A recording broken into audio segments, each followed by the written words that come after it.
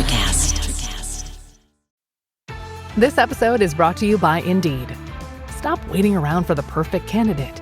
Instead, use Indeed sponsored jobs to find the right people with the right skills fast. It's a simple way to make sure your listing is the first candidates see. According to Indeed data, sponsored jobs have 4 times more applicants than non-sponsored jobs. So go build your dream team today with Indeed. Get a $75 sponsored job credit at Indeed.com/podcast. Terms and conditions apply.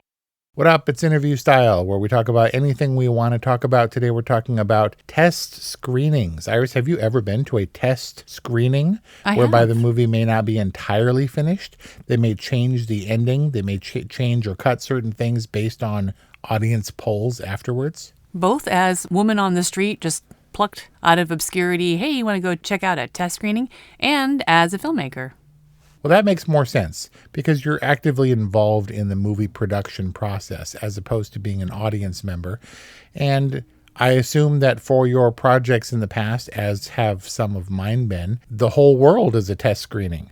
And most of the time, for people like you, the finished cut doesn't feel right because maybe you were tied to an earlier version before it got all changed up. Yep.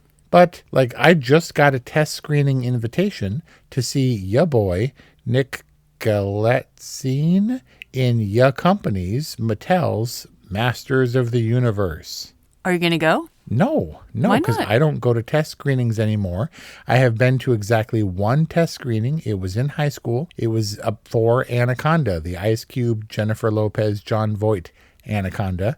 I also saw the remake in theaters, which made me think of it, but I mean, you didn't see it because you don't watch movies, but the original Anaconda was like you would expect. There were cards that said scene missing, or there were wireframe animations for the snake, and you kind of have to imagine.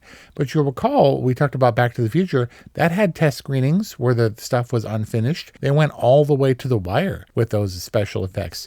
I wouldn't even say they got a lot of them right.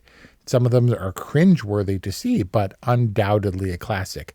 And the movie on its own, without finished effects, was enough to make people cheer. And Universal was hugely encouraged by the test audience reaction.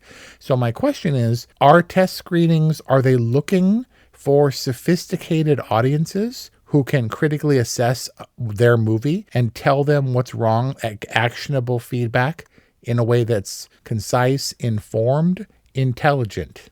Or are they like, no, we got to get the man on the street, the dummies who would go and see a free unfinished movie and see what they think so that we don't bore the general populace with our movie? Well, take it easy with the dummies because audiences today are pretty sophisticated and media savvy. Are they? Sure. Everyone is a consumer of media these days and has pretty much unfiltered, unfettered, unlimited access. But to answer your question specifically, the idea is that the filmmaking team is the sophisticated audience stand-in. I mean, they're the filmmakers. They understand film mechanics, film structure, what is possible within the limitations, whatever the parameters are of the film. So that's kind of covered. The idea is to get some wholly unbiased opinions on this thing that would be representative of a general populace. Maybe not a dumb general populace, but generalities. So I think, they want to, it's not like they're like, hey, should we break into Act 2 earlier? People sometimes literally have like dials and punch cards where they say good, bad, scary, not scary. The idea is to get a pretty good general idea of if your movie's working or not. Maybe my hang up is the free part. Because when you invite people and they're like, oh, it's free, I'm totally going to go to that, even if it might be lesser quality or in this case, unfinished. You get the dum-dums who are like, 1 star, this sucked because there were ads in the beginning and the middle and the end. And that reflects on the quality of your output. That's just silly. Yeah. It's the people who go to, or who, it used to be buy DVDs out of a trunk, but who watch pirated movies on their phone. They're watching movies to kill time. And I'm concerned that those people are contributing to the outcomes, to the stories, progressions, technical aspects of movies that I have yet to see, that I'm looking forward to. Like they lower the overall sophistication of a film? They dumb it down with their feedback? Maybe.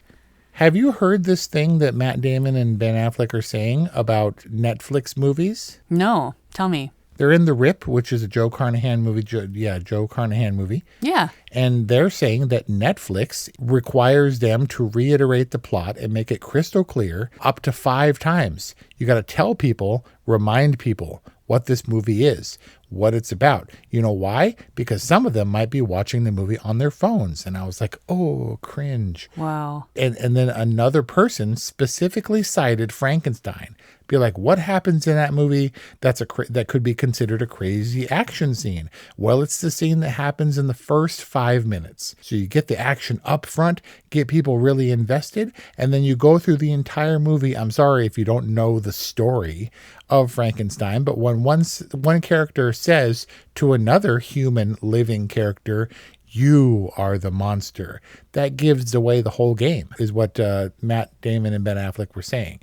That GDT kowtowed, is that the right word? Yep. To Netflix for their demands to dumb down movies for dummies. And that's Netflix's MO because it's a streaming platform where children watch movies on their phones. I was concerned that test audiences would be equally less refined, serious, appreciative, and thus their feedback, like it was good or it was dope or it was stupid when he sang that song, might be bad overall for the movie. Well, we should clarify that we're talking about public test screenings where you literally get plucked, out of obscurity and asked to go and watch a movie.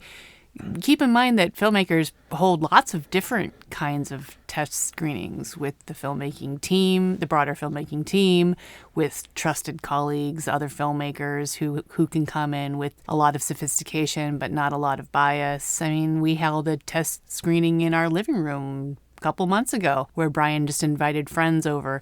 By the way, who can come? Like, who gets an invitation at 5 o'clock and then walks over at 7 o'clock? I'm not sure how people manage their day, but if I got a last minute invitation like that, I'd be like, nah, brah. But anyway, he had a dozen or more people just kind of show up to take a look at a cut of his latest documentary episode. So there's lots of different types of test screenings. And you're talking specifically about the public one where you're getting the general public feedback. Yeah. Did he have punch and pie? Because number one, it's just love for Brian. It's not the thing. It's supporting Brian. Number two, you live around people in a film-centered community, arguably. Some people can just stroll over as long as you have the right snacks. Why not? Yeah, we had some good. I got that really good pub cheese from Trader Joe's. If you're going to go to a test screening, take it seriously, please, because what you say might affect the movie on the whole. And some of those movies, Back to the Future will stick around. And you can maybe point to oh, they did this thing in my test screening, but I hated it, so I said no. And look, it's not in the movie now.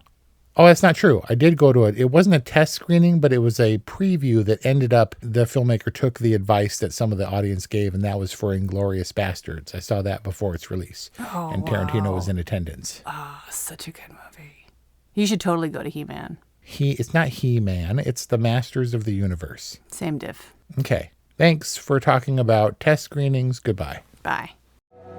Our world is changing faster than we know it, leading us into a technological revolution that's shaping our future in real time. Join us to meet these innovative startup leaders who are creating mind-blowing new AI applications, autonomous robot systems, and so much more.